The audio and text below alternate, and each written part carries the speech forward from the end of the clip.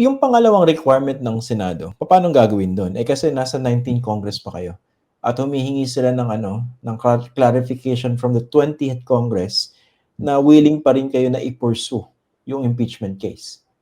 Eh, hindi namin masasagot yan dahil imposibleng masagot namin yan dahil 19th Congress kami at iba naman ang composition ng 20th Congress. Mm.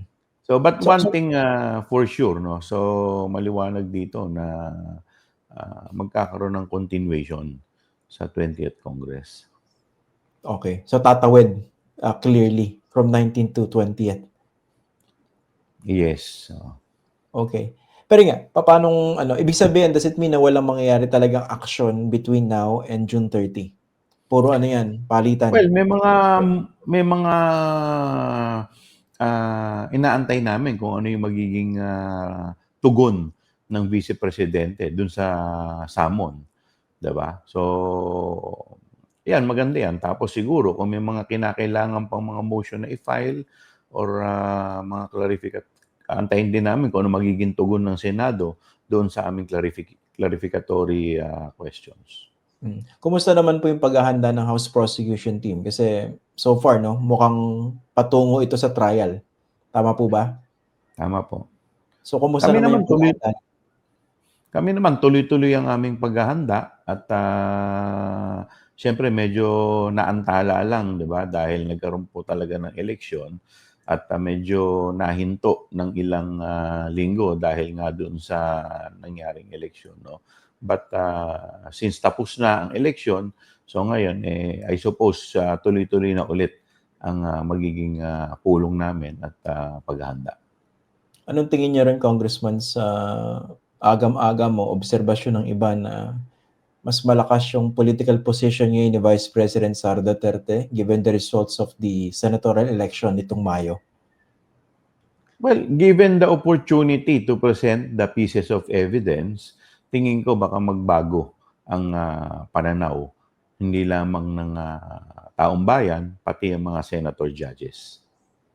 What made you think that?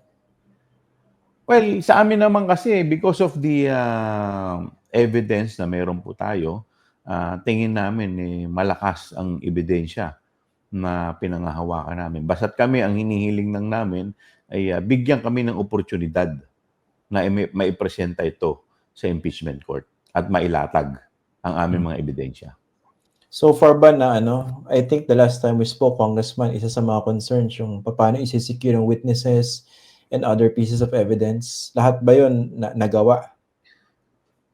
Siyempre, tuloy-tuloy yan. Kaya lang, siyempre, kagaya nga ng sinasabi ko, no, hanggat tumatagal ang trial, siyempre, lahat naman, hindi mo naman mapipredict kung anong mangyayari sa future, di ba? So, kaya nga kami, gusto nga namin talaga, sa totoo lang, magsimula na, nang sa ganun, at least kung maipresenta na namin, mailabas na namin, mawawala na yung mga agam-agam namin. Okay. Congressman, bago kayo nag-adjourn, nandun yung recommendations ng committee ninyo, no? Na mag-file ng criminal charges against the Vice President. So basically, can this run parallel dito sa impeachment trial? Sa totoo lang, hindi kailangan talaga yung impeachment muna. Dahil although sinasabi natin na walang immunity from suit ang ating Vice Presidente, pero kung titignan po natin yung charter ng Ombudsman, nakalagay naman doon na hindi sila, lahat po pwede nilang i-prosecute na kaso except mga impeachable officers. So parang medyo sa ngayon, yun ang magiging hadlang. Kaya dapat talaga muna isulong muna itong impeachment. Yun bang ebidensya na pwede magpalakas doon sa possible criminal cases that might be filed against the Vice President? Malaki po ba yung magiging papel ng mga ebidensyang lalabas sa impeachment trial para mas lumakas yung kaso doon sa criminal? Lahat naman yan total napanood naman ninyo yung aming committee hearing. Marami dyan magiging parte netong impeachment trial at marami din doon yun din ang naging basehan namin para sa mga criminal sa recommendation namin for criminal filing, no? Lahat 'yan sa tingin namin ay malakas at talaga namang napakahalaga. Ito kung baka puwedeng ano, paki-elaborate 'no, why did you recommend the filing of criminal charges and what, were the basis? Unang-una, ito ay hindi ko po 'to unilaterally nirekomenda. Ito po, kung maalala po ninyo noong December 9, 2024, nagkaroon kami ng parang huling committee hearing nung taon ng 2024 at ito base sa lahat ng rekomendasyon ng mga members ng committee. So ito ay nilakap ko lamang at wala namang nabago dito eh. Ito na yung mga ipinresenta nung December 9 sa aming committee hearing. So based dun sa mga testimony, based dun sa mga hindi lang naman criminal offense ang aming naging recommendation, may mga recommendation din kami when it comes to legislative reform. So bali ang naging laman ng ating committee report ay dalawa. Yung recommendation for legislative reform, ano-ano po yung mga ito? Yung pag-aamyenda ng Joint Circular 2015-01 para ma-improve natin yung utilization, reporting, at saka auditing ng confidential fund. So kasama rin dito yung mga paghihigpit sa mga SDO, yung tinatawag nating Special Disbursing Officer, sa mga requirement nila.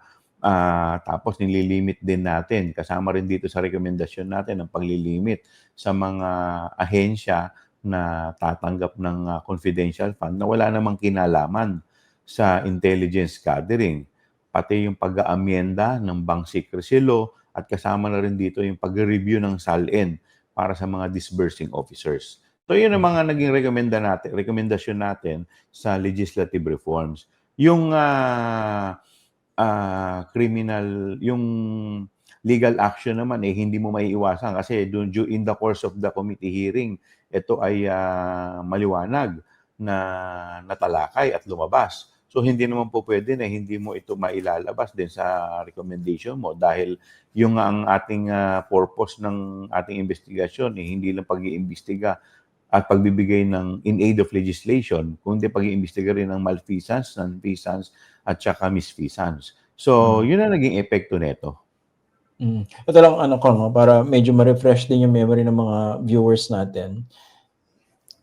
Ano yung pinakamalaking paratang dito sa confidential fund? Kasi pinag-uusapan natin dito is more than 600 million. Nakalagak yung malaking bahagi sa OVP, yung isa naman sa DepEd. So, ano bang tanong dyan? Hindi maipaliwanag o ayaw ipaliwanag ng Vice Presidente kung saan napunta? Or both? Hanggang ngayon, hindi hinahanap pa rin natin kung nasaan yung 612.5 million. Tapos ang lumulutang sa atin, mga pangalan ng mga fictitious name o mga nakakagulat na mga pangalan. Kagaya lumabas dyan, sumikat dyan, yun ang pinakasikat dyan, yung Mary Grace Piatos, no? At maraming nag-issue naman ng certification ang PSA at lumalabas doon sa kanilang certification na more than 70 or 80% na itong mga ginamit na pangalan ay hindi nag-i-exist. So, with that, at wala namang malinaw na ebidensya o wala namang malinaw na paliwanag kung saan napunta itong perang to, yun ang hinahanap natin hanggang ngayon. Nasaan yung 612.5 million? Yung I think two military, basically two soldiers na naka-detail kay Vice President Sara Duterte, sila yung nag-withdraw, no? Ano pong update doon? Hindi sila ang nag-withdraw. Sa kanila tinurn over. Sa kanila tinurn over? Yes, with the consent of the Vice President. Now, ang question kasi dito is ganito. Considering na silang dalawa ay hindi naman member or part ng OBP o ng DepEd, bakit sa kanila pinagkatiwala yung pera? Pangalawa, sila ay hindi naman banded officer. Kasi dapat yan, ang magdi-disburse yan, yung banded officer. Mm. So, bakit napunta sa kanila? So, even without asking kung saan napunta yung pera, dun pa lang mali na, eh. Yung ibigay mo sa isang tao na wala naman siyang, legally, wala naman siyang authority dapat para mag-disburse nito, dun pa lang mali na, eh. Pero nasaan na po ito? Kasi I don't think tama ba, hindi sila naiharap 'no, sa pagdinig Hindi ninyo? sila naiharap, pero tingin ko ito magiging, isa 'to, magiging parte din 'to ng impeachment. Dun na sila ihaharap. How do you respond dun sa mga claim ng kanyang mga taga-supporters? I think this was also articulated by Senator Amy Marcos na itong ginagawang impeachment trial, pati itong mga kaso na ikinakasalaban sa Vice President, all these are all about 2028. Gusto niyo siyang tanggalin, i-eliminate as an option for the presidency. Anong tugon niyo ron? Christian, this is about transparency and accountability. Obligasyon namin na imbestigahan ito. Tayo po, sa totoo lang, ito po nung ibinagsak po sa akin, hindi ko naman po alam na magiging ganito yung kahihinatnan nitong kasong 'to. Nung tayo ginawa lamang natin ang ating trabaho bilang chairman at eto nga, hanggang ngayon, pare-parehas tayo, hindi natin alam kung saan napunta itong perang 'to. This is not loose change. At ito pong perang ito ay hindi po namin pare-parehas pera. Ito pong perang ito ay pinagkatiwala po sa ating Vice Presidente bilang Vice President at bilang DepEd Secretary. Ngayon ang tanong, hahayaan na lang po ba natin na ito ay mawala ng ganyan?